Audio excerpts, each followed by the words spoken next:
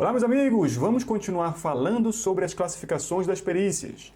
Nesse vídeo aqui, a gente vai falar sobre mais duas classificações que são muito comuns na prática pericial. Não são classificações que estão expressamente formalizadas nos códigos, mas você encontra muito de forma didática nas explicações dos professores, de alguns autores, que ajudam a gente a organizar o nosso conhecimento sobre o campo pericial.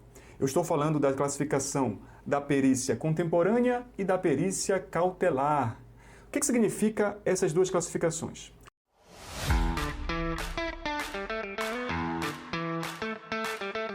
O que significa perícia contemporânea? Meus amigos, o entendimento é muito simples.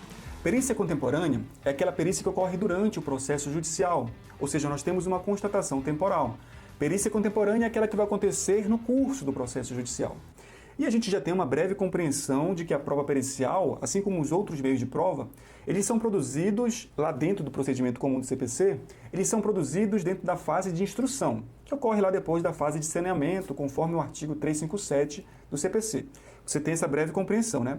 Mas se não tiver, também não tem problema, porque a gente vai fazer vídeos posteriores onde nós vamos detalhar com mais precisão essa linha processual, seja no direito do trabalho, seja no direito civil ou no direito penal. É muito importante a gente ter uma compreensão básica sobre a linha do processo, né? Para a gente ter uma compreensão sobre como o próprio processo funciona. A gente vai ver isso com mais calma, tá bom? Mas a perícia, ela pode ser produzida em outro momento? A resposta é sim, meus amigos. E aqui nós vamos entrar justamente no contexto da outra classificação de perícia, que é a perícia cautelar, ou seja, a perícia que é produzida antes do processo judicial, na fase pré-processual, na fase preparatória. E aqui a gente entra num tema que é o tema da produção antecipada de provas, que tem previsão expressa lá no CPC, no artigo 381, certo? É um tema que a gente vai ver com muito mais frequência, com muito mais detalhes entre os operadores do direito, quando a gente estuda a parte do procedimento comum lá na teoria geral das provas. Mas a ideia é essa, a perícia cautelar é aquela que é produzida antes do processo judicial. Então vamos pensar num exemplo para facilitar o nosso entendimento. Imagine você a seguinte situação. Imagine que você precise produzir uma prova pericial, mas aí pode surgir um obstáculo.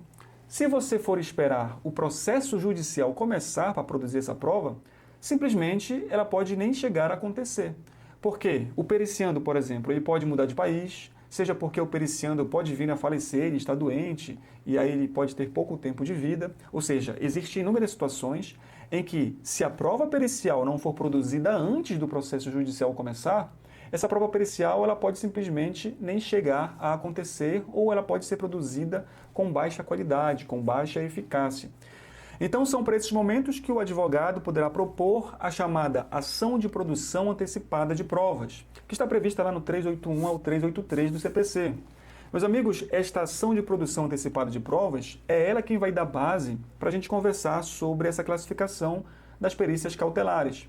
Ou seja, perícia cautelar, essa palavra cautelar no direito, quando a gente escuta essa palavra, ela traz a ideia de cautela, ela traz a ideia de precaução.